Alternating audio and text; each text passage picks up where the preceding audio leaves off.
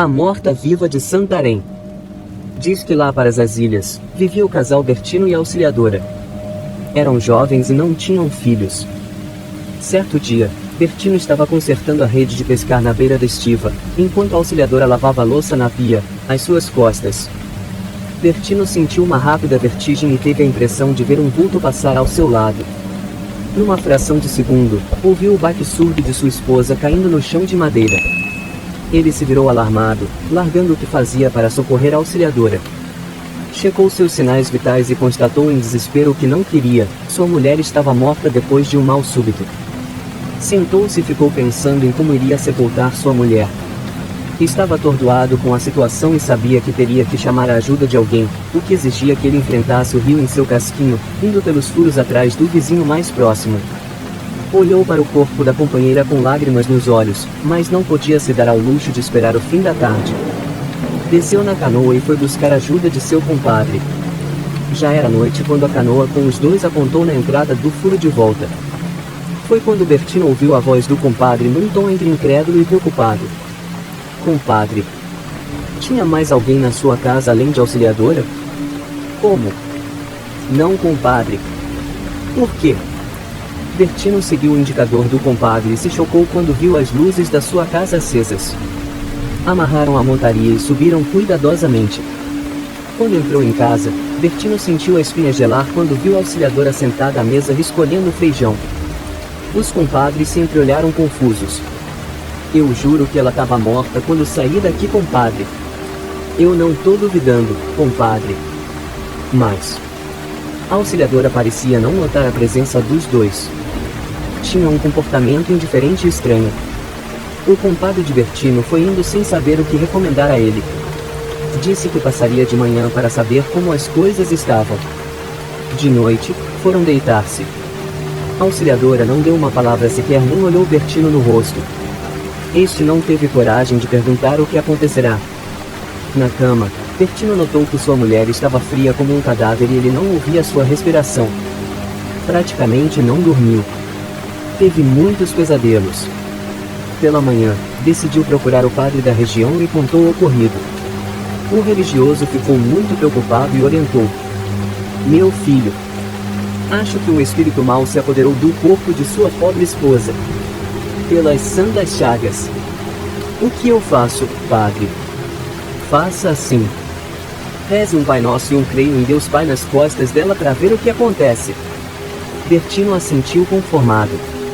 Quando chegou em casa, viu a esposa de costas na pia, lavando louça. Parecia que estava meio repensa para a direita e mais magra que antes. Arrepiado, ele seguiu o conselho do padre e começou.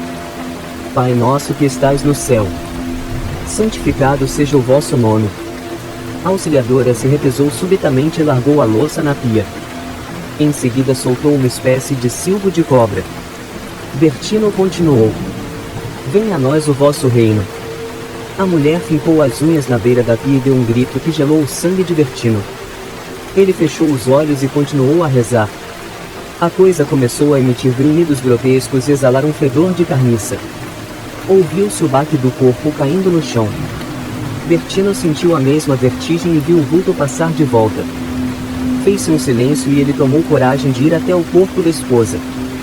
Era a pobre Auxiliadora de novo no chão, dessa vez com uma expressão serena no rosto. Bertino finalmente chorou. Ele sepultou a pobre esposa e foi embora da casa onde aquelas coisas sinistras ocorreram. A casa na Granja Viana. Dizem os pesquisadores que os espíritos das pessoas que morrem de forma violenta ficam ligados ao local onde aconteceu a tragédia. Sabemos que os visitantes do além habitam em diversos locais em nosso mundo, mas o local de um crime poderia ser sua moradia definitiva? O relato a seguir é justamente sobre esse fato. Na metade da década de 80, meu pai comprou uma casa no município de Cotia, SP, no bairro Granja Viana. Nós só usávamos a casa nos finais de semana. Era uma casa muito boa com piscina e churrasqueira e quem conhece a Granja Viana sabe que a vizinhança por lá é bem quieta e as ruas são desertas. Era um refúgio da vida urbana de São Paulo. Nós sempre íamos para lá. Mas o tempo passou e a minha família começou a passar por uma pequena crise financeira, e para não ter que vender a casa nós alugamos. Depois de alguns anos o meu pai deu uma volta por cima na crise em que estávamos passando e então paramos de alugar a casa. Mas como fazia muito tempo que não íamos para lá, perdemos o costume e raramente íamos, e depois de algum tempo simplesmente paramos de ir. A casa ficou quase que abandonada. Depois de quase 5 anos com a casa no esquecimento, recebemos uma ligação de um policial da região pedindo para o meu pai comparecer na delegacia local porque queriam falar com ele. O meu pai achava que ia ser alguma coisa sobre a casa parecer abandonada ou coisa parecida, mas quando ele voltou estava branco feito a parede. Quando chegou na delegacia, mandaram ele falar com um homem que já foi despejando tudo nele. O homem falou que era um detetive e que tinha conseguido nosso telefone com um dos vizinhos e nos contou que tinha acontecido um crime na nossa casa, coisa pesada mesmo. 4 bandidos raptaram uma garota de 20 anos, levaram-na para nossa casa pensando que ela estava abandonada e fizeram de tudo com a garota, e no final mataram ela e enterraram o corpo no quintal, e levaram todos os documentos, dinheiro e joias dela. O detetive falou também que esse não era o primeiro crime que aconteceu lá, que esses 4 bandidos já tinham mantido 2 pessoas reféns de sequestro lá dentro e matado pelo menos mais 3 integrantes de uma gangue rival e enterraram lá. Eles procuraram e acharam a ossada dos 3 homens no nosso quintal. Falou para o meu pai que não precisava se preocupar, que tinham revirado o quintal todo e não acharam mais ninguém, e que os 4 bandidos que estavam usando a nossa casa para isso tudo já tinham sido presos. O meu pai estava arrasado, tinham invadido nosso paraíso e transformado ele num inferno. Ele falou que o quintal da casa estava todo revirado, estava todo esburacado, a piscina estava completamente imunda, um dos quartos da casa estava completamente ensanguentado e o sangue já estava todo seco. Falou que a casa estava fedendo a urina e estava toda fechada por dentro. A casa estava irreconhecível. A gente resolveu que ia reformar a casa e depois ia vender ela. Depois de muita dor de cabeça e muito tempo, a casa ficou como era antes. Um quintal bonito, toda arrumada e limpa por dentro, a piscina estava em ordem de novo, tinha voltado a ser uma casa decente de novo. Depois da reforma, ficamos com pena e decidimos que não íamos mais vender a casa, simplesmente iríamos esquecer o que tinha acontecido no passado e transformá-la num lugar feliz de novo. Só que a nossa vida tinha mudado muito desde a época que sempre íamos para lá nos finais de semana e realmente não dava para ir sempre para lá. Como nós estávamos com medo que usassem a nossa querida casa para algum fim deturpado de novo, estávamos pensando em alugar a casa mais uma vez. Mas agora eu já estava mais velho, já tinha o meu carro e estava para sair de casa e começar a minha vida sozinho. Então tive a brilhante ideia de, em vez de alugarmos a casa, eu ir morar nela. Os outros podiam ir lá sempre que quisessem e a casa não ficaria abandonada. No começo não foi fácil tentar convencer eles, a minha mãe estava muito apreensiva em me deixar morar lá sozinho. Foi depois de muita conversa e muita insistência que eles me deixaram morar lá. E lá fui eu feliz da vida para a minha casa nova, morar sozinho e ser independente. Claro que eu pensava em levar o pessoal da faculdade para lá, fazer festa o tempo todo, achei que ia ser a maior farra. Mas foi exatamente o contrário. Com o tempo eu acabei me acostumando com a viagem diária para a faculdade, e nem todos os meus amigos estavam dispostos a ir até lá. A casa era bem grande. Tinha 5 quartos, todos suítes, 3 salas, uma cozinha grande, área de serviço. Eu acabei me sentindo muito sozinho naquela casa enorme e ficava deprimido constantemente. Depois de um tempo os meus pais deixaram eu chamar alguns amigos da faculdade para morar comigo. Logo eu consegui convencer 2 amigos e uma amiga a ir morar comigo. A vida depois disso começou a virar uma festa lá dentro. A gente se dava bem, respeitávamos uns aos outros e tratávamos a garota que estava morando conosco feito nossa irmã. Com o tempo vieram as festas, já que agora tinha carro suficiente para levar e trazer quem quisesse ir. Numa dessas festas um pessoal se juntou na sala de TV e começou a contar histórias de terror. Só que era uma história mais fraquinha que a outra e não estava assustando ninguém, até que eu resolvi abrir a minha boca. Eu contei a história dos bandidos que tinham pegado a menina e depois de fazer ela passar por aquele inferno todo, mataram ela num dos quartos lá em cima. O pessoal ficou quieto porque realmente era algo pesado e realista, diferente do que estavam contando. Estava aquele silêncio todo quando alguém me perguntou se aquilo realmente era verdade, porque se fosse mentira era uma piada de muito mau gosto. Eu jurei que era verdade até que alguém gritou lá do fundo: vamos fazer a brincadeira do copo lá em cima nesse quarto e chamar o espírito da mulher então.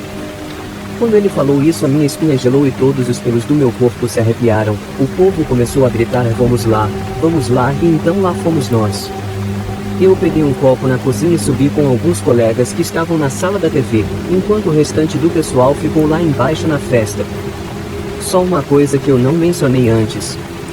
Este quarto ficava sempre vazio, só tinha uma cama, um criado mudo e uma poltrona lá dentro, mais nada.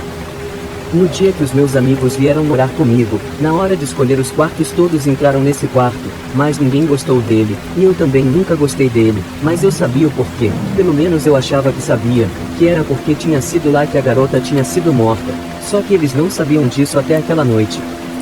Nenhum de nós quatro gostava de entrar lá dentro nem de passar pela frente dele. Dava uma angústia. Quando nós entramos no quarto, empurramos a cama para perto da parede, e puxamos o criado mudo para o meio do quarto, colocamos o copo em cima dele e em seguida um monte de letras escritas em pedaços de papel em volta e 2 pedaços maiores escritos sim e não. Acendemos 4 velas e demos para 4 pessoas, nós estávamos em 9, segurarem em volta da gente para podermos ver as letras e apagamos as luzes. O cara que estava comandando o show falou que era bom que só 3 pessoas colocassem o dedo em cima do copo para não dar muita interferência. Eu não entendi o que ele quis dizer, eu não brinco muito com isso, então ele e uma menina colocamos o dedo em cima do copo e fechamos os nossos olhos, e os outros 2 que sobraram ficaram de ler o que o espírito respondia. Nós 3 fechamos os olhos e começamos a tentar nos comunicar com o espírito. Depois de alguns minutos com o copo parado eu achei que não ia acontecer nada, mas de repente o copo começou a se mexer. Primeiro foi só um pouquinho para o lado. Eu achei que tinha sido um dos outros 2 que estavam com o dedo no copo que tinham mexido ele, então eu falei quem mexeu o copo. Um outro colega que estava com o dedo no copo fez um SHHHH e ficou com a cara séria. Ele realmente estava levando aquilo a sério. Então eu fechei os olhos de novo. Um de meus amigos perguntou se tinha algum espírito presente. O copo se mexeu devagar. Um dos 2 que estava lendo o que o espírito dizia falou o copo foi pro sim. O outro que estava fazendo as perguntas perguntou qual era o nome do espírito. Depois de alguns segundos o copo começou a se mexer. Ia de um lado para o outro, para frente e para trás. O que estava lendo soletrou a palavra Mariana. O nome do espírito é Mariana. Eu abri os olhos e vi que o pessoal estava com uma cara meio assustada. Falei que não precisavam se preocupar com isso, que era só um dos 2 que estavam com o dedo no copo comigo que estava empurrando o copo. Um dos que estavam segurando as velas falou: cara, eu tô olhando para vocês 3 o tempo todo e não vi ninguém de olho aberto. Como é que algum de vocês ia conseguir soletrar algo direito com os olhos fechados? O colega que estava fazendo as perguntas fez um SHHHH de novo e nós ficamos quietos. Eu fechei os olhos de novo, então ele perguntou se ela era o espírito da mulher que tinha morrido lá. O copo ficou parado. Um tempo passou, quase 1 minuto, e a gente estava para perguntar de novo quando o copo se movimentou violentamente para o lado. Parou no sim de novo. A garota que estava com o dedo no copo perguntou o que tinha acontecido lá. Imediatamente o copo começou a se mexer. O colega que estava lendo falou: não tá indo para lugar nenhum, só tá fazendo um 8. O copo ficou fazendo um 8 por um bom tempo. O outro colega que estava com o dedo no copo falou que a pergunta era muito complicada para responder. Então o copo parou. Ele perguntou há quanto tempo ela estava lá. Os 2 que estavam vendo o que estava sendo escrito começaram a soletrar VAOMBORA. Vão embora. Por quê? Perguntou. VAOMBORA. De novo, vão embora. Acho melhor a gente parar com isso, por quê? Perguntou de novo. O copo começou a se mexer muito rápido fazendo o sinal do 8. Eu comecei a ficar assustado, porque era praticamente impossível algum de nós conseguir fazer o copo ir tão rápido como estava indo sem fazer ele virar. Por quê? Ele insistiu de novo. De repente uma brisa bateu no quarto, mesmo as janelas estando fechadas, ficou frio lá dentro e as velas apagaram. O copo tinha parado de se mexer e ouvi um estalo. Um dos que estavam segurando as velas pulou para o interruptor para acender a luz. Quando o quarto ficou claro novamente, vi algo que me fez arrepender muito de ter levado adiante aquilo tudo. O copo estava todo trincado e as letras tinham voado todas de cima do criado mudo, -5, e MURT. Eu bati o olho e vi que aquelas 5 letras formavam algo familiar. A menina que estava com o dedo no copo simplesmente colocou o dedo em cima do I e colocou depois do T. Morte. E assim que ela tirou o dedo de cima do pedaço de papel ficou uma manchinha vermelha nele. O dedo dela estava sangrando, estava com um corte pequeno mais profundo. Eu acho que ela se cortou quando o copo trincou, mesmo eu e o outro colega não termos nos cortado. E realmente não dava para se cortar com o copo trincado, ele não tinha soltado lasca nenhuma, mas tinha sido nele, porque ele também estava com um pouco do sangue dela na roupa. O outro colega que tinha acendido a luz começou a falar que aquilo já era brincadeira de mau gosto. Que já era desrespeitar a garota que tinha morrido lá. Só que aquilo realmente não era brincadeira nenhuma. Quando ele abriu a porta irritado para sair, o resto do pessoal da festa estavam todos do lado de fora com caras de assustado. Eles falaram que começaram a ouvir uma garota berrando histericamente, mas estava gritando muito mesmo, pedindo ajuda. Todo mundo subiu correndo, pois parecia que estavam matando alguém lá em cima. Quando subiram, viram que a gritaria estava vindo de dentro do quarto que nós estávamos. Eles tentaram abrir, mas a porta estava trancada. Só que nós não tínhamos trancado a porta do quarto. Eles falaram que bateram na porta e até tentaram arrombar ela, mas a porta não cedeu nem um pouco, e a cada segundo que passava a gritaria ficava mais pesada, desesperada e histérica, só que a gente não ouviu grito nenhum lá dentro. Mas de repente tudo parou e a porta abriu. A gente jurou que a porta estava aberta, mas ninguém acreditou. Eles acharam que era alguma brincadeira de mau gosto e desceram furiosos, pois aquilo não era brincadeira que se fazia. Depois de um tempo todo mundo foi embora, nós tivemos que levar a maioria para casa, e quando voltamos a menina e outro colega que moravam comigo perguntou o que tinha acontecido. Eu e o outro amigo contamos a história, mas eles não acreditaram muito. Quando a gente perguntou o que eles tinham ouvido, eles falaram que só ouviam gritos de uma mulher falando pelo amor de Deus, alguém me ajuda e coisa assim. Eu contei a história da garota que tinha sido morta lá dentro da casa e eles ficaram bravos por eu não ter contado a história antes. Mas deixamos tudo de lado e fomos dormir. No dia seguinte levantamos para arrumar a casa, que estava uma bagunça. Quando tínhamos arrumado quase tudo, eu falei: ainda falta o quarto do meio lá em cima. Só que eu não vou lá sozinho.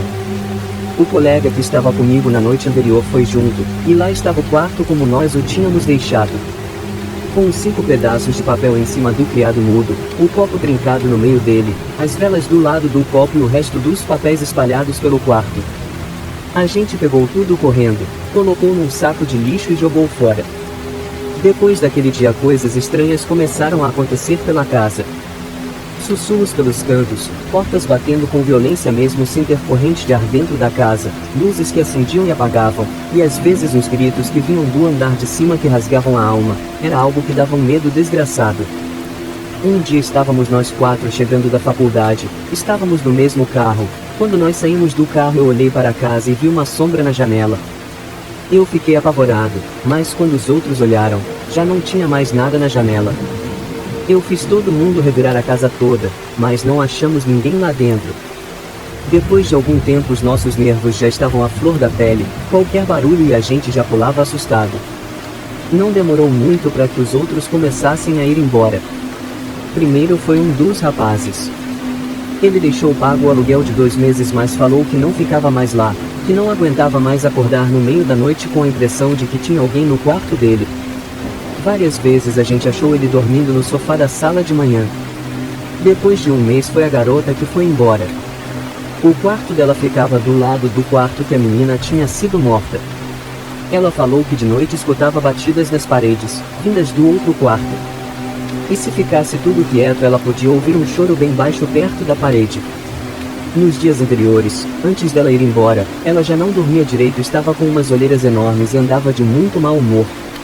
Na noite que ela foi embora aconteceu o seguinte: estava finalmente quase dormindo, o que estava sendo muito difícil para ela nos últimos dias. Quando estava pegando no sono, ouviu uma voz feminina berrando com toda a força no ouvido dela: sai daqui! Vai embora! Me deixe em paz! Levantou-se da cama com um pulo, acendeu a luz rapidamente, mas não tinha mais ninguém no quarto dela, só ela mesma. Ela saiu do quarto chorando, falando que não aguentava mais aquilo e que ia embora.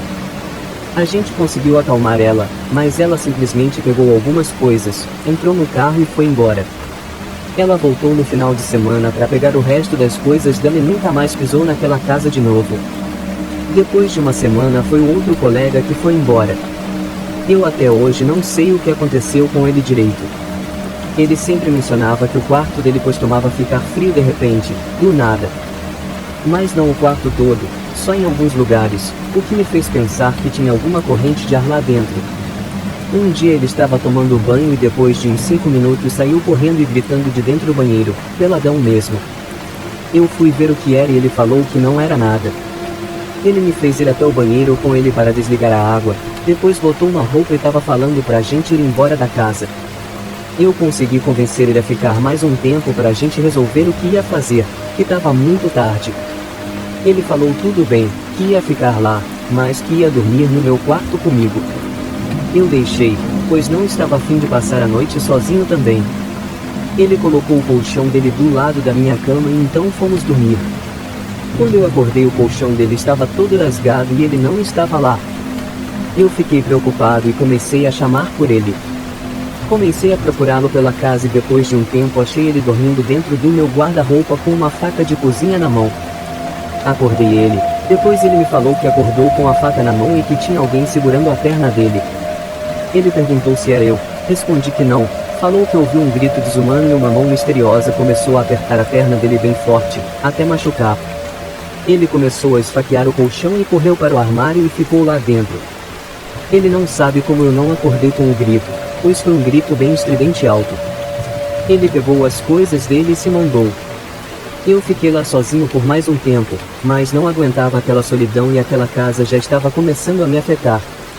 Era normal eu ir dormir no carro porque estava com medo de ficar dentro da casa. Depois de um tempo eu resolvi ir embora da casa, porque eu já estava ficando louco e paranoico. Eu estava vendo vultos no escuro em todos os cantos da casa, ouvia sussurros de noite, no meu quarto quando estava para dormir, ouvia gritos vindo do quarto do meio lá de cima. A coisa estava de um jeito que, ou eu saía de lá, ou eu ia para um hospício. Eu acabei voltando a morar com os meus pais, falei para eles que a casa era muito longe para ele vir todo dia e era por isso que eu estava sempre cansado e estressado. Meu pai tentou alugar a casa novamente, mas ninguém conseguia ficar mais de 6 meses com ela alugada. Agora ela está lá sem uso pois não conseguimos alugar ela e não usamos. Daqui a pouco vai estar uma verdadeira casa fantasma abandonada. Mas eu sei o que passei e nunca mais chego perto daquela casa de novo. A Chorona, a lenda urbana que aterroriza os mexicanos. Se há uma lenda urbana em evidência na cultura mexicana, com certeza ela Llorona, uma Chorona. A lenda conta a história de uma mulher que aparece em noites de lua cheia chorando amargamente por algo ou alguém que perdeu no passado. Essa lenda é tão forte, que outros países possuem uma versão derivada dela em seu folclore local, inclusive o Brasil. Como toda lenda popular, a Chorona deu origem a diversas variantes. Ela mistura simples histórias e relatos de pessoas que afirmam ter visto a mulher com os próprios olhos. O relato mais conhecido remonta ao século XVI. Ele conta que, quando chegava a noite os moradores da cidade do México se recolhiam para dormir, eram sempre acordados no meio da noite pelo choro de uma mulher que andava sob a luz da lua cheia. Daí o nome de A Chorona. Poucos tiveram a coragem de ir lá fora e ver o motivo do choro da mulher. Os que o fizeram, dizem que apenas conseguiam ver uma neblina espessa sobre o solo e no meio estava ela, vestida de branco e com um véu cobrindo seu rosto, o que a tornava quase invisível em meio à neblina. Ela percorria a cidade em todas as direções e desaparecia quando chegava às margens do Lago Texcoco. Contam os relatos que aqueles que se arriscaram a chegar mais perto da Chorona morreram ou passaram o resto da vida perturbados com as visões chocantes que ela lhes fazia ver. Mas, você deve estar se perguntando, quem é essa mulher misteriosa e por que ela chora? Bem, como mencionado no início existem várias versões da lenda, algumas mais difundidas e conhecidas que outras. Por isso vamos contar a você uma das mais famosas versões. Versão famosa de A Chorona. Diz a lenda que há muitos anos atrás ela veio para Xochimilco com seus 2 filhos, Olin e Tonatiuh. Era mãe solteira, trabalhava duro vendendo as flores que ela cultivava em sua chinampa. Graças à sua generosidade ela ganhou a simpatia de todo o povoado e sua chinampa logo começou a dar frutos. Até que em uma má noite tudo mudou. Por um descuido, a casa de Yoldzin pegou fogo quando ela voltava de um dia de trabalho. Desesperada, Yoldzin tentou apagar o fogo, mas ela não reparou que a balsa onde estavam seus filhos ficou à deriva. Quando notou a sua ausência já era tarde demais. Eles sumiram sem deixar rastros. Yoldzin e todo o povoado os procuraram durante vários dias. No fim alguém achou as crianças do lado do canal. Yoldzin enlouqueceu de dor. Ela não conseguiu aceitar a morte de seus filhos. Com o coração destroçado e cheio de dor, Yoldzin não resistiu e foi se apagando lentamente entre choros e lamentos. Durante muitos anos o povoado estava triste e sofrendo. Mas quando a história de Yoldzin estava ficando esquecida, começaram a se ouvir lamentos no meio da noite. Dizem pela Lorona é a bela Yoldzin que vagueia pela vila à procura de seus filhos. Ela busca vingança pegando crianças que não são suas. Nunca encontrará a paz que tanto anseia a menos que encontre seus filhos há muito perdidos. A lenda da Lorona. Vamos voltar no tempo, mais precisamente 516 anos, ao ano de 1500 onde nossa história começa. Havia uma moça que era não apenas bonita, mas sim a mais linda de toda a cidade em que vivia. Todos os homens daquela cidade queriam casar-se com ela, mas apenas um conseguiu ganhar o coração da garota. Ele se aproximou dela aos poucos. Fez amizade com sua família e alguns anos depois eles estavam apaixonados um pelo outro e enfim se casaram. Como fruto, tiveram um belo filho ao qual amavam muito e faziam tudo ao seu alcance para vê-lo feliz. O tempo passou. No dia do terceiro aniversário do garoto e seu pai foi à cidade para comprar-lhe um presente. Mas ele nunca mais voltou e nem sequer foi visto por ninguém da cidade. Começaram a circular boatos, que iam da suposta morte do homem até um amante por quem havia trocado a família. Mas independente do real motivo do desaparecimento, sua esposa ficou arrasada e teve de criar seu filho sozinha. Mas o tempo passou e enfim a mulher conseguiu superar a falta de seu marido desaparecido. Então aprendeu a aceitar o fato de que ele jamais voltaria para casa. E por fim ela acabou se apaixonando novamente, dessa vez por um fazendeiro rico. Assim, ela o pediu em casamento, mas o homem disse que não aceitaria porque ela tinha um filho. Pois ele não queria se casar com uma mulher que já foi casada e que tinha um filho. A mulher ficou muito irada e foi embora apressada para casa. Algo havia acontecido em sua mente, e ela já não era mais a mesma. E logo isso se tornaria evidente, com os acontecimentos que viriam a seguir. Chegando em casa, a mulher disse ao seu filho que eles iriam tomar um banho no lago Texcoco. Então, feliz por saber que iriam até o lago, se apressou em se preparar para o passeio. Chegando ao lago, o garoto, que ainda não era muito alto, ficou brincando na parte mais rasa do lago enquanto sua mãe entrava até o meio do lago, onde era mais fundo. Ela então disse ao filho que ele já era grande o suficiente para ir até a parte mais funda, e ele foi até perto da mãe. A água chegava até a cintura do menino. Conforme ele ia mais para o centro do lago, a água começava a cobrir-lhe cada vez mais o corpo. Primeiro chegou até peito, depois até os ombros, e quando chegou perto da mãe a água já estava na altura de seu pescoço e ele se apoiava com as pontas dos pés no fundo para não afundar. Foi então que, cegada pelo ódio que sentia pelas palavras do fazendeiro, a mulher disse a seu filho que iria lavar os cabelos dele, mas aproveitou-se disso para empurrar a cabeça do garoto para baixo da água. O menino começou a se debater em desespero e agarrou o braço da mãe. Mas ela fazia ainda mais força para não deixar que ele voltasse à superfície. Logo os braços do menino que se agarravam à mãe se afrouxaram e ele parou de se mover. A mulher havia matado seu próprio filho. Eventualmente, ela deixou que a correnteza do lago levasse o corpo do garoto em direção ao mar e ficou observando até que o filho desapareceu no horizonte. Assim, logo em seguida ela correu até a casa do fazendeiro e lhe contou o que ela havia feito. Agora ela não tinha mais filho, agora eles poderiam se casar. Ela deixou que a correnteza do lago levasse o corpo do garoto em direção ao mar e ficou observando até que o filho desapareceu no horizonte. Assim, logo em seguida ela correu até a casa do fazendeiro e lhe contou o que ela havia feito. Agora ela não tinha mais filho, agora eles poderiam se casar. A princípio o fazendeiro se recusou a acreditar naquela história, mas logo ele percebeu que o que a mulher contava era verdade. Então, ele sentiu uma profunda tristeza e repulsa pelo que ela havia feito e lhe disse que jamais poderia amar a assassina que matara o próprio filho. Assim lhe ameaçou dizendo que ela não deveria nunca mais chegar perto dele ou de sua propriedade. Nesse momento, como se estivesse acordando de um sono profundo, a mulher se deu conta da coisa terrível que ela havia feito. Havia matado o próprio filho, a única pessoa no mundo que amava e nunca a abandonara. Por conseguinte, ela voltou correndo até o lago e chorou amargamente pelo filho. O tempo passava e ela continuava chorando à beira do lago. Ninguém sabe dizer ao certo quanto tempo se passou, mas um dia enfim encontraram o corpo da mulher à beira do lago. Ela passará tanto tempo chorando, que não mais se alimentou ou dormiu, e por fim sua tristeza causou sua morte. E desde então começaram os relatos de gente que viu a mulher vagando pela região, chorando eternamente pelo mal que causará. Romãozinho, a criança maldita. A lenda do Romãozinho conta a história de um menino, filho de um humilde agricultor, que mesmo quando era apenas um bebê, já demonstrava sinais de ruindade extrema. Dizem que antes mesmo de aprender a falar, Romãozinho mordia quem colocasse a mão em seu rosto assim como mordia o peito de sua mãe, quando está tinha que o amamentar. Já maior, na infância, sempre gostou de maltratar os animais, destruir plantas e prejudicar as pessoas. Certa vez, sua pobre mãe mandou-o levar o almoço ao pai, que trabalhava longe de casa, na roça. Ele foi de má vontade, nunca foi de seu feitio fazer nada que não ganhasse algo em troca. No meio do caminho, ele comeu a galinha do seu pai, colocou os ossos na marmita e levou a si mesmo. Quando o pai viu só ossos da galinha, perguntou o que aquilo significava. Romãozinho, maldosamente, disse: "Me deram a comida já assim.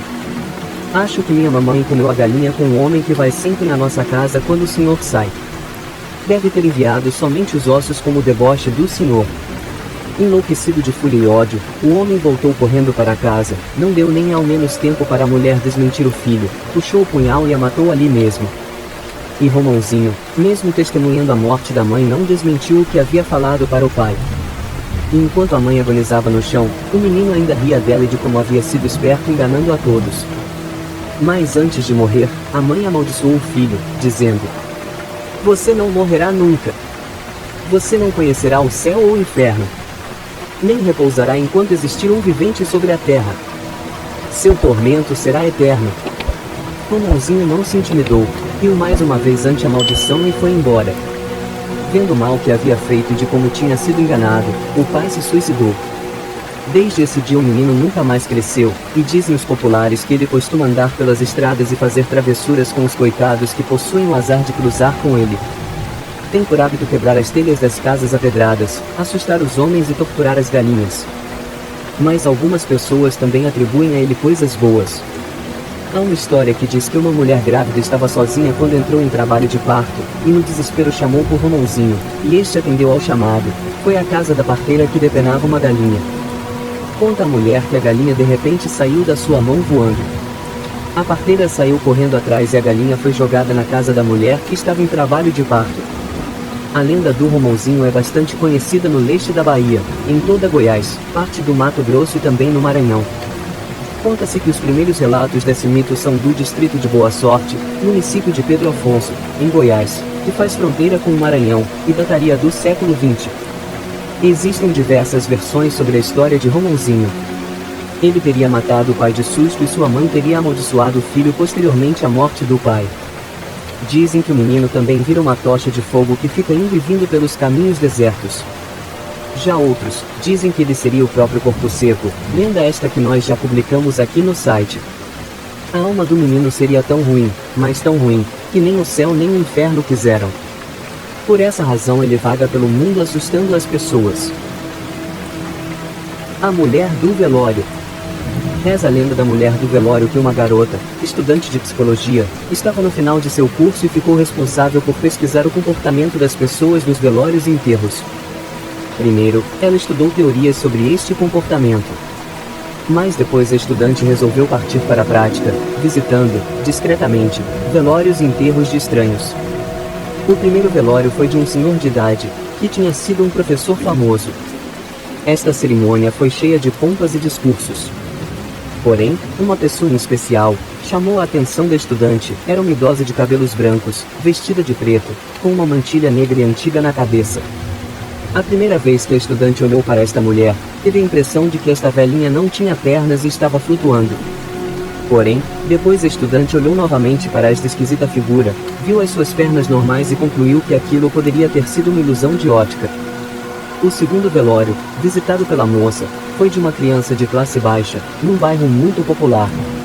Esta estudante estava observando o comportamento das pessoas, quando viu, novamente, a estranha mulher do velório da primeira vez. Então, a acadêmica resolveu olhar para a mulher com mais cuidado. Porém, a velhinha olhou em sua direção e a estudante teve a impressão de ter visto duas estrelas no lugar dos globos oculares desta mulher. Então, a moça pensou que isto poderia ter sido uma bobagem de sua cabeça. Por conseguinte, o terceiro velório que graduanda visitou, foi o velório de um empresário milionário, amigo de sua família. Por ser um velório de gente importante, só entrava quem fosse conhecido. A estudante entrou, mas dentro do local, ela teve uma surpresa, a idosa esquisita estava lá também. Assim, a estudante também resolveu ir ao enterro deste homem rico e aquela mulher do velório também foi. Após o enterro, a moça decidiu seguir aquela idosa esquisita, que ficou algum tempo andando pelo cemitério, até que parou num túmulo marrom. Então, a estudante notou que a mulher da foto do túmulo era aquela mesma velhinha estranha, e, sem querer, soltou uma exclamação. Ave! Então a idosa olhou para trás e disse: Ave, minha filha. Desta maneira, a estudante falou: Como é possível? A foto da mulher enterrada neste túmulo é a cara da senhora. Deste jeito, a velha explicou. Bem, isto faz sentido, porque esta mulher que está aí enterrada, neste túmulo marrom, sou eu. Então, a estudante disse: Isto não é possível. Só pode ser uma brincadeira, ou uma alucinação minha. E por que a senhora visita tantos velórios e enterros? Qual é a explicação de tudo isto? Então, calmamente, a velhinha falou. Eu nasci há algum tempo atrás e a minha vida foi indolente e sem graça. Fui filha única, não me casei, não tive filhos e não trabalhei. Eu apenas ficava vegetando em casa, sem fazer nada por preguiça. Quando meus pais morreram, eu vivi tranquilamente, com a pensão que eles deixaram para mim. Mas, quando eu morri, a primeira coisa que eu vi foi o filme da minha vida inteira, ou seja, um tremendo vazio. Em primeiro lugar, um anjo tentou me levar para o céu, mas eles não me aceitaram lá porque eu não tinha feito nada de útil para a humanidade. Depois, o mesmo anjo tentou me levar para o inferno, mas o diabo não me aceitou porque eu não era má suficiente. Após isto, o anjo me levou para o purgatório, mas o guardião de lá não me aceitou, alegando que eu não tinha feito nenhum pecado para purgar. Então, apareceu o chefe deste anjo, que falou que o melhor a fazer era dar uma missão útil para mim, como colaboradora da morte. Então a estudante indagou: E o que uma colaboradora da morte faz? A velha então respondeu: Uma colaboradora da morte tem uma missão parecida com a deste anjo. Quando alguém morre, ela coloca o filme da vida desta pessoa falecida para ela ver e guia sua alma até muitos lugares. Tipo o céu, o purgatório ou o inferno. Após escutar tudo aquilo, a estudante desmaiou. No hospital ela contou a história para os enfermeiros, disse que estava vendo o filme da sua vida diante dos seus olhos e em seguida, faleceu. A Dama de Preto. A história de fantasma mais perturbadora de Arcadelfia. Bem no sopé das montanhas de Ouachita, no sudoeste do Arkansas, reside uma história de fantasmas que está enraizada profundamente na cultura do local onde pinheiros revestem a paisagem. A lenda da Dama de Preto. A história se passa na pequena cidade universitária de Arcadelfia, que tem uma população de cerca de 10.000 habitantes, e é o epítome da pequena cidade dos Estados Unidos. Ao contrário da maioria das cidades universitárias em todo o país, Arcadelfia acolhe não uma, mas duas escolas aclamadas que estão em conflito há muitos anos. As Henderson State University e a Ouachita Baptist University são as duas escolas que chamam Arcadelfia de lar. No início de sua existência, essas duas universidades de médio porte apresentavam diferenças muito grandes no que diz respeito à religião e aos valores. Foi essa diferença que deu origem à história de fantasmas conhecida como a Dama de Preto. A história da Dama de Preto. A história começa na década de 1920, quando um jovem chamado Joshua conheceu o amor de sua vida, Jane. Jane era estudante em Ouachita e Joshua, mesmo sendo da Henderson, não pensou duas vezes em namorá-la. Seus amigos, entretanto, não foram tão compreensivos, porque começaram a excluí-lo e ameaçaram nunca mais falar com ele se ele não terminasse seu relacionamento com a moça. De acordo com Mary Jo Mann, formada em Henderson e historiadora local, o motivo pelo qual Joshua sofreu tanto com seus amigos foi provavelmente porque Jane era altamente religiosa e não era do tipo extrovertido. Ir para Ouachita naquela época significava não ter festas e quase nenhum namoro, disse Mann. Eles realmente nunca tiveram uma chance desde o início, porque ninguém de Henderson jamais pensaria em ver alguém de Ouachita naquela época e, se o fizessem, poderiam esperar sentir a raiva de seus amigos. Jane e Joshua conseguiram manter seu amor juntos, até que chegou o dia em que Joshua finalmente cedeu às reivindicações dos seus amigos. Ele terminou com Jane pouco antes do baile anual de boas-vindas em Henderson, o que tornou a notícia ainda mais devastadora para ela. Então a moça ficou arrasada. Ela voltou para seu dormitório em Ouachita para colocar um vestido preto com um véu, porque ela sentia que não valia mais a pena viver se ela não pudesse ter Joshua. Ela então começou a caminhar para um dos muitos penhascos que margeiam o rio Ouachita, onde ela mergulhou para a morte momentos depois. Daquele momento em diante, na noite do baile em Henderson, a garota que se tornou conhecida como a Dama de Preto tem assombrado o campus em busca de quem fez Joshua terminar com ela. Essa história de assombração ainda é muito predominante na comunidade Henderson hoje, como Mann pode atestar. Realmente me dá calafrios quando alguém a menciona, disse Mann. Não há uma pessoa no campus Henderson que não saiba algo sobre a história da Dama de Preto. Todos os anos, Mann conta a história da Dama de Preto no discurso que dá as boas-vindas aos calouros do campus da Henderson. Quando ouvi a história pela primeira vez, fiquei arrepiada, disse Angela Welch, aluna do segundo ano da Henderson. A maneira como ela, Mann, conta a história me fez acreditar que o fantasma é real. Welch também acrescentou que quando ela e um grupo de amigas estavam voltando para o dormitório feminino por volta da meia-noite no baile do ano passado, ela viu uma figura meio transparente vestida de preto saindo do prédio. Eu não consegui dizer o que era no começo, então alguém gritou que era a Dama de Preto, disse Welch. Eu apenas gritei e corri para o meu dormitório. Eu realmente acredito que era ela porque dava para ver um véu todo preto e havia uma espécie de brilho ao redor de seu corpo. Mann disse que os avistamentos são raros porque o fantasma aparece apenas uma noite por ano, durante o regresso à casa. Eu nunca tive a chance de vê-la pessoalmente, disse Mann. Mas eu sinto que terei minha chance um dia. Com o conhecimento de Mann sobre o fantasma e a habilidade única de contar histórias, a história se tornou conhecida não apenas na comunidade de Arcadelphia, mas também em todo o estado. Numerosas organizações de notícias em todo o estado cobriram The Lady in Black, a Dama de Preto, a reportagem mais conhecida nos anos 1980 por Chuck Dovey, do KTHV Channel 11 em Little Rock, para seu especial semanal Traveling Arkansas. Com a ajuda de Mary Jo Mann, fomos capazes de descer até o penhasco onde ela supostamente teria pulado, disse Dovey. Foi realmente uma sensação muito estranha estar lá porque o penhasco era tão íngreme e quase dava para sentir a presença dela. Fizemos uma curta reconstituição para o programa e tivemos que obter permissão especial de Ouachita para chegar lá no local. Funcionários de Ouachita não quiseram comentar sobre a veracidade do fantasma da Dama de Preto, afirmando que seu fantasma é apenas um boato. E o penhasco de onde ela teria pulado, que é propriedade de Ouachita, foi lacrado para impedir que qualquer pessoa entre nele sem escolta universitária. Há muitas pessoas que dizem que ela não é real, disse Mann. Mas eu nunca vi uma daquelas pessoas perambulando pelo campus Henderson na noite do baile tentando descobrir se eles vão conseguir vê-la. E também não consigo dizer o que eu realmente diria se a visse.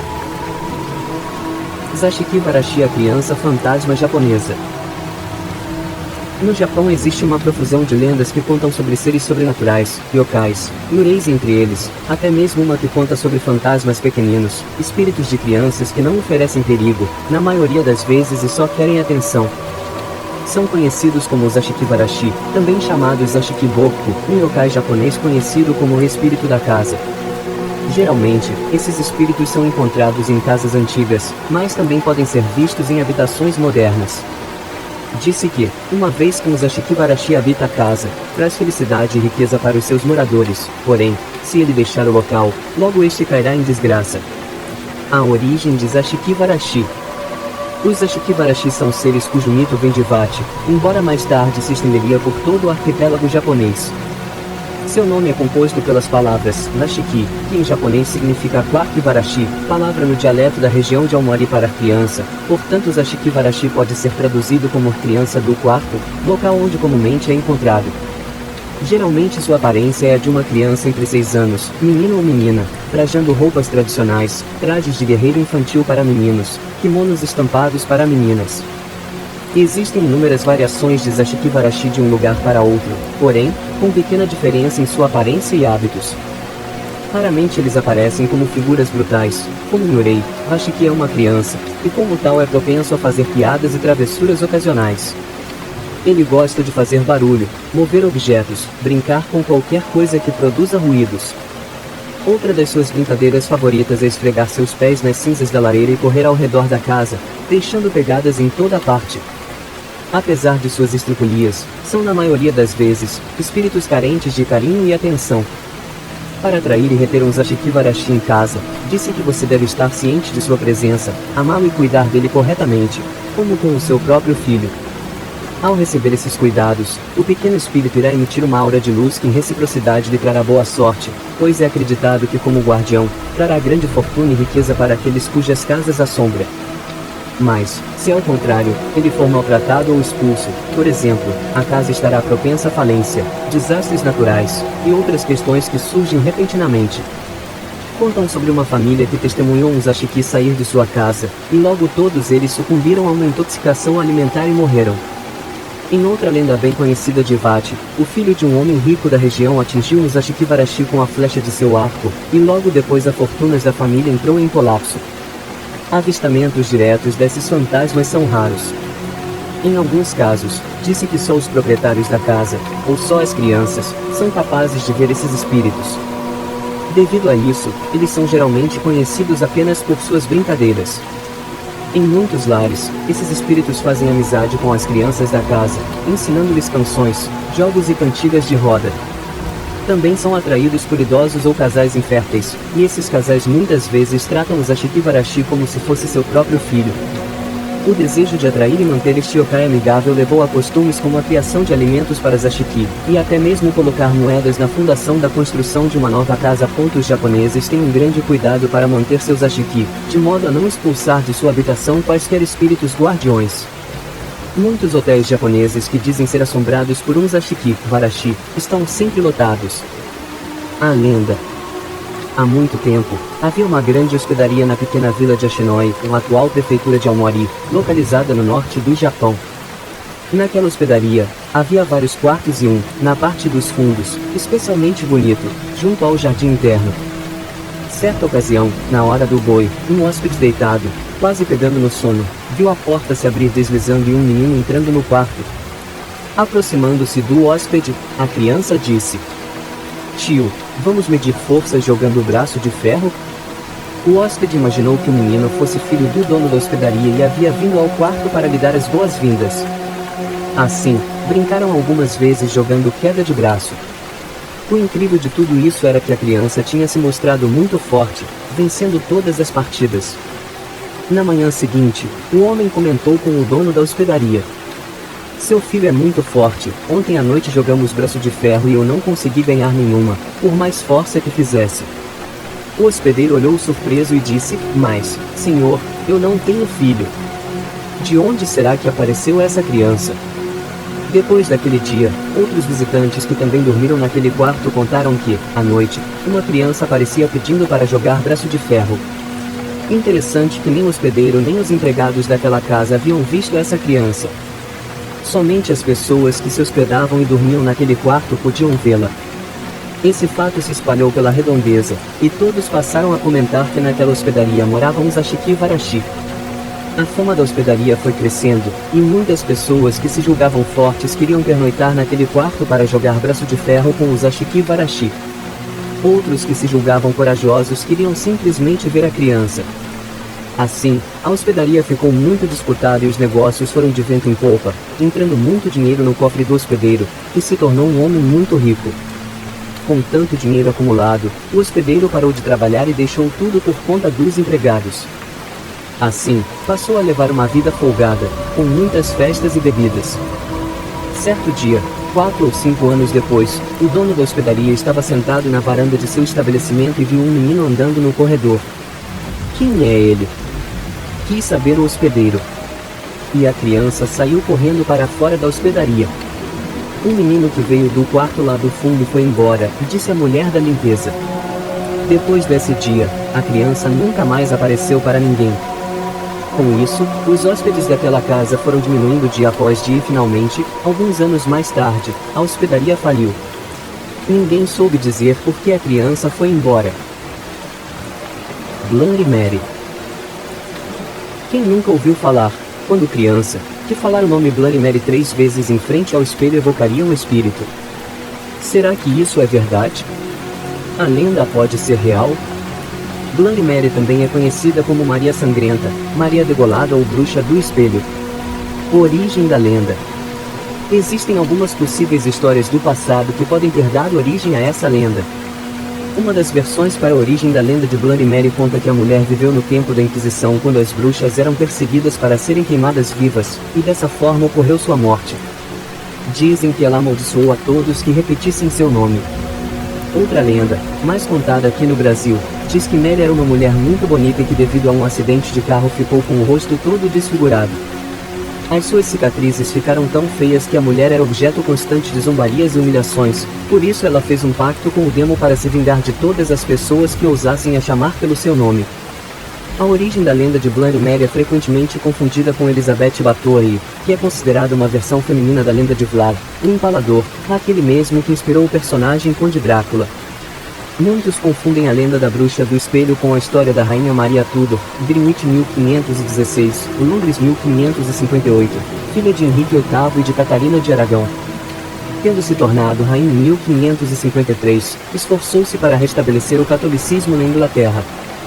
Suas perseguições contra os protestantes valeram-lhe o cognome Maria, a sanguinária, Bloody Mary. Em 1554, desposou Felipe II da Espanha.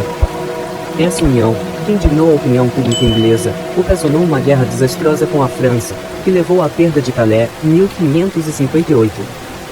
Dizem que a rainha, para manter a beleza, tomava banho com sangue de jovens garotas, mas é um fato não confirmado em sua biografia. A lenda pode ser real. A lenda diz que se evoca a Bloody Mary usando um espelho. Ele é a chave para a evocação poder dar certo, pois para muitos estudiosos, os espelhos são uma espécie de portal entre o mundo dos espíritos e o nosso. Faça sua experiência e veja se consegue ver algo através do espelho. Material necessário: um espelho médio, uma vela, fósforos e pires a lanterna fraca. Ambiente escuro ou meia luz. Em um ambiente escuro acenda uma vela sobre o pires ou prato, faça isso longe de objetos inflamáveis. Fique a uma distância de aproximadamente uns 40 centímetros do espelho, em pé ou sentado.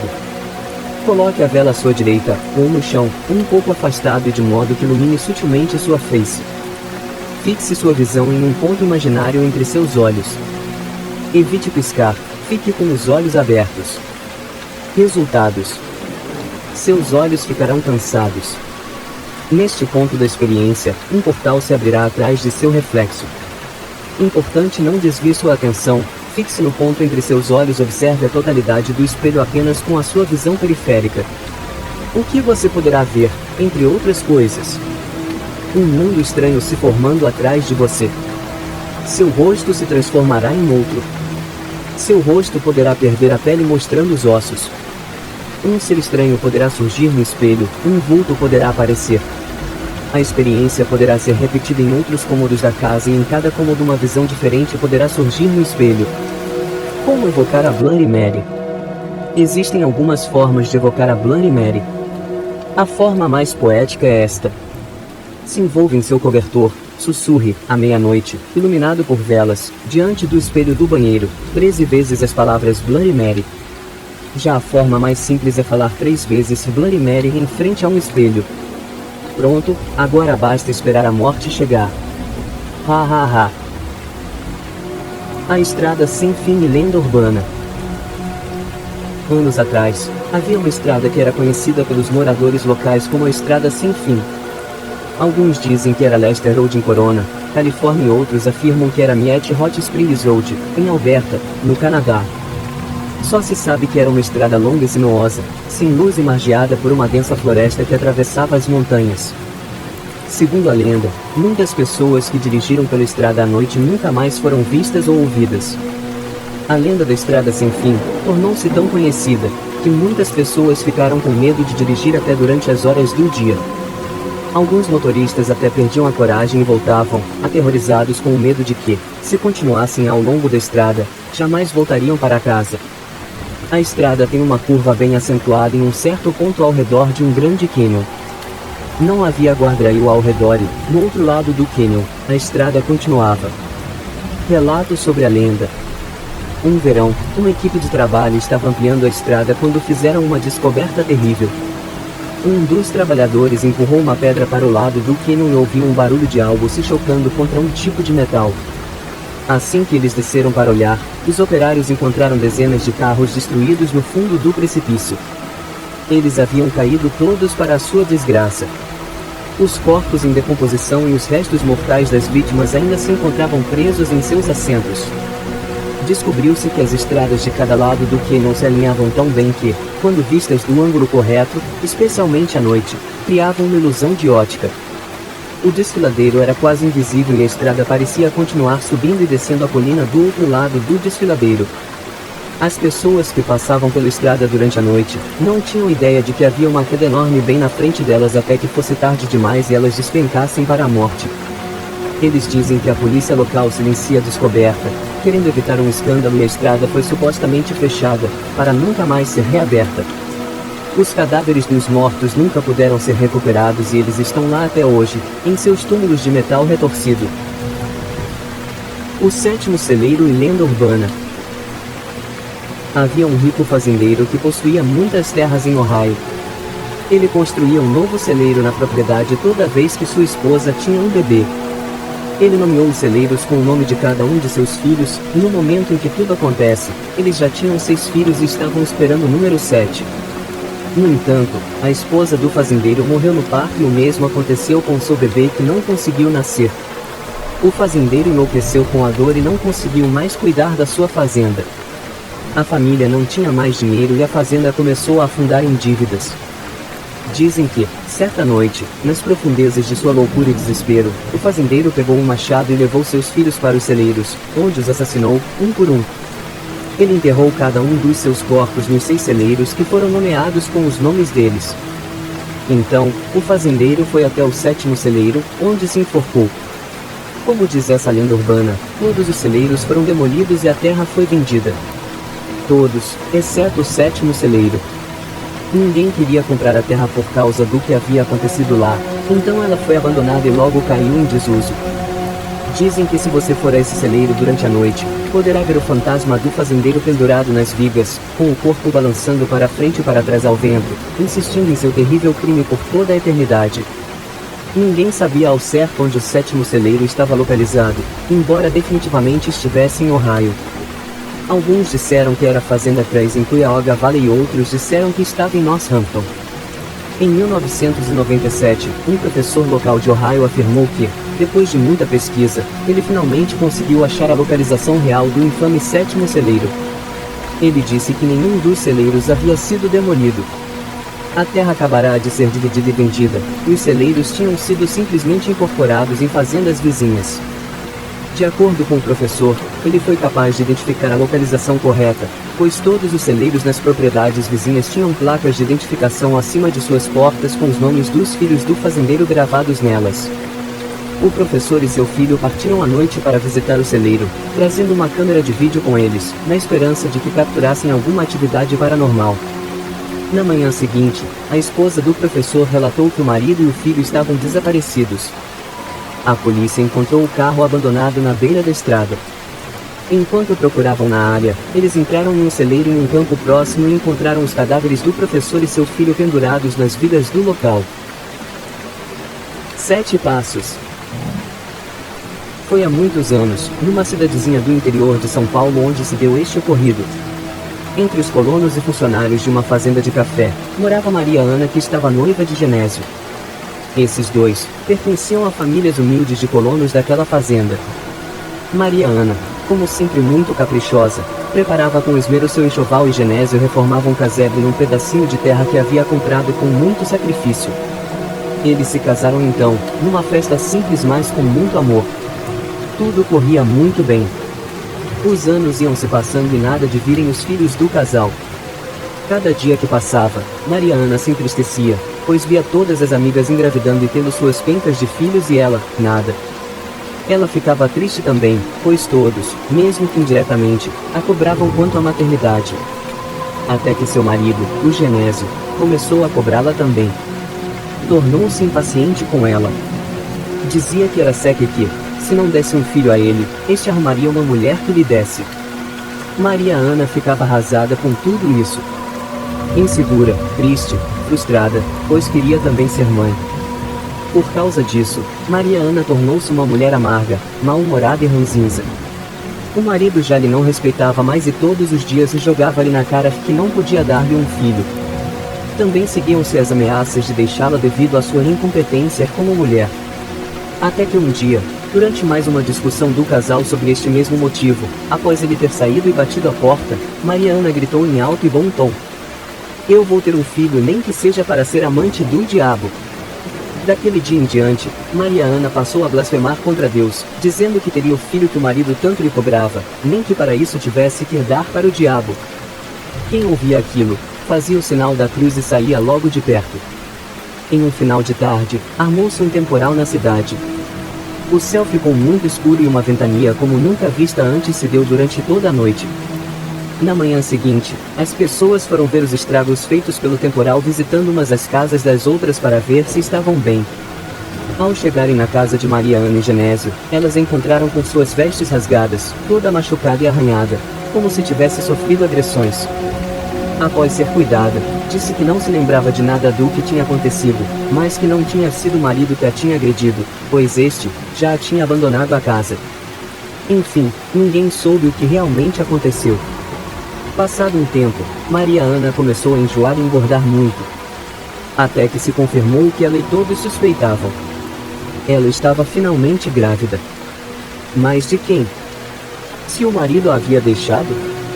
As pessoas lembraram então daquelas palavras maledicentes que a mulher proferia e se benzeram.